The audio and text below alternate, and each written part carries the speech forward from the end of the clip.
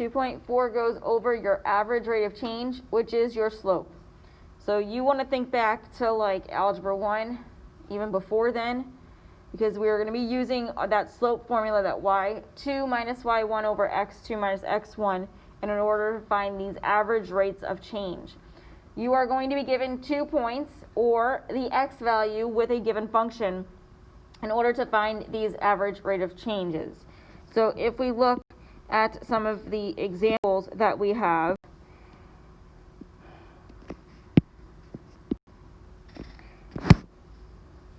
the first one that we have is giving us a graph.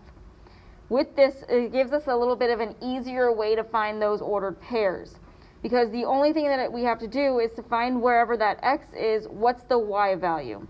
So like with example A, either way we're given the function that's graphed for us, that's f of x is equal to x minus 3 squared. If you were not given that graph, you can just plug these x values in and solve for y. F of x and y are the same thing. So if we plug that 1 in, or if we look at that graph to see where's our y value when x is 1, we look at this graph, we have this ordered pair right here. This is going to be 1, 1, 2, 3, 4. We're also looking at where x is 3. Where x is 3, our y is 0. So that ordered pair is 3, 0. So we're going to use these two ordered pairs, the 1, 4, and the 3, 0, to find your slope or your rate of change between these 2 points. So we're just going to do that y2 minus y1 over x2 minus x1. The y2, I'll do this. This is going to be x1, y1. This will be x2, y2. So our y2 is going to be 0 minus y1, which is 4, over x2, which is 3, minus x1, which is 1. 0 minus 4 is negative 4. 3 minus 1 is 2.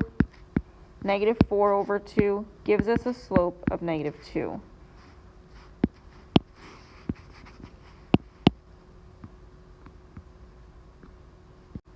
For example B, we have the x value of 4 and the x value of 7. So to find these ordered pairs, we're going to have 4, 1 and 7, 16.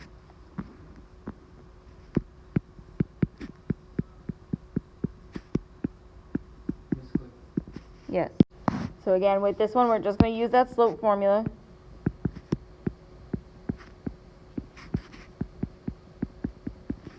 I'm going to say that my first ordered pair, that 4, 1, is going to be x1, y1. That second one is going to be x2, y2. So this is going to give me 16 minus 1 over 7 minus 4. The 16 minus 1 gives us 15. The 7 minus 4 is 3. 15 over 3 gives us a slope or an average rate of change of 5.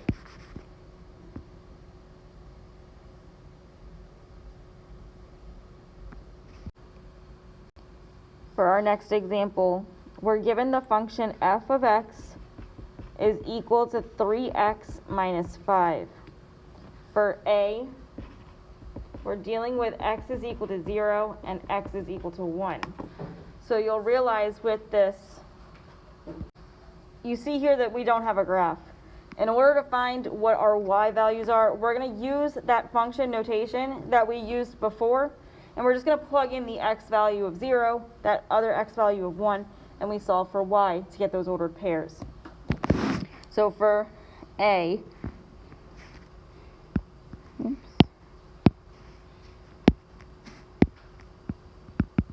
if x is equal to 0, we're going to do f of 0, which is 3 times 0 minus 5. The 3 times 0 is 0, minus 5 gives us negative 5. So f of 0 is equal to negative 5. That's the ordered pair, 0, negative 5. For x is equal to 1, it's giving us f of 1 is equal to 3 times 1 minus 5. So 3 times 1 is 3, minus 5 is negative 2. So f of 1 is equal to negative 2. That gives us the ordered pair 1, negative 2.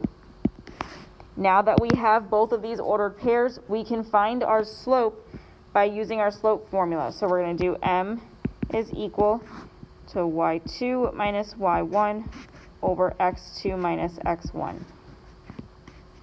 So this is going to give us m is equal to, this will be x1, y1, this will be x2, y2, negative 2 minus negative 5 over 1 minus 0. Two negatives next to each other turn into positives, so we're going to have negative 2 plus 5 over 1 minus 0. The negative 2 plus 5 gives us 3 over 1, which is just a slope or a rate of change of 3. Oops.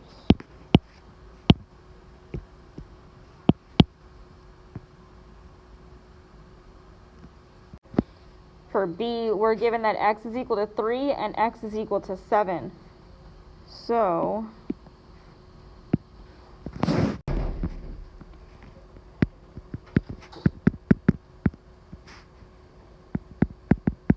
we still have f of x is equal to 3x minus 5. I'm going to find that y when x is 3 by doing f of 3 is equal to 3 times 3 minus 5. And I'm also going to find that x, or that y value when x is 7, when I do f of 7 is equal to 3 times 7 minus 5. That 3 times 3 is 9, minus 5 gives us 4. So f of 3 is 4. So that's the ordered pair 3 comma 4. For f of 7, 3 times 7 is 21, minus 5 gives us f of 7 is equal to 16. So that's the ordered pair 7, 16. To find our slope, or our average rate of change, this 3, 4 is going to be x1, y1. This 7, 16 is going to be x2, y2. And I'm going to use m is equal to y2 minus y1 over x2 minus x1. So this is going to give us m is equal to 16 minus 4 over 7 minus 3. The 16 minus 4 gives us 12. 7 minus 3 is 4. 12 over 4 simplifies to be 3. So our rate of change here for this one is just 3. For our last example, again, we're using f of x is equal to 3x minus 5.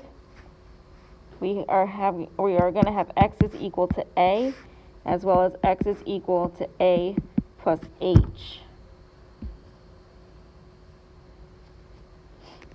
To plug in that a first, we're going to do f of a is equal to 3 times a minus 5. So this is f of a is equal to 3a minus 5. So this gives us the ordered pair of a comma 3a minus 5.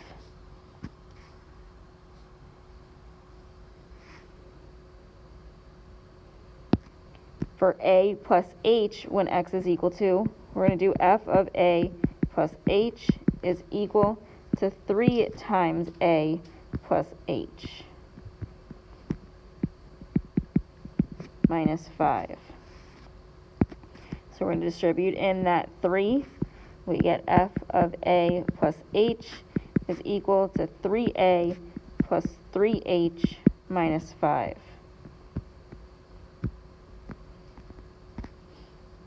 So this one gives us the ordered pair of a plus h, comma 3a plus 3h minus 5. So this is going to be our x1, this a. This 3a minus 5 is going to be our y1. The a plus h is going to be x2. And 3a plus 3h minus 5 is going to be our y2. We're going to use our slope formula. So m is equal to y2 minus y1 over x2 minus x1.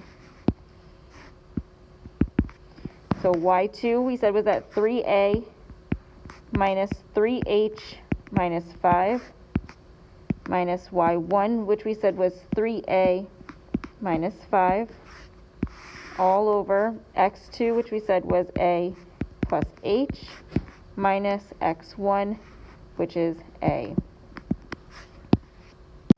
From here, we want to distribute that negative and combine like terms. So this is going to give us m is equal to 3a minus 3h minus 5 minus 3a plus 5, all over a plus h minus a. When you combine like terms here, you have opposites on the top with those 3a's, so they cancel out, as well as those 5's, so those cancel out. So on the top, you're just left with that negative 3h. On the bottom, the a minus a cancels out, so the only thing you're left with is h. Now you still have to simplify this. You can divide the top and the bottom by h to cancel them out, so your slope or your rate of change is just negative 3.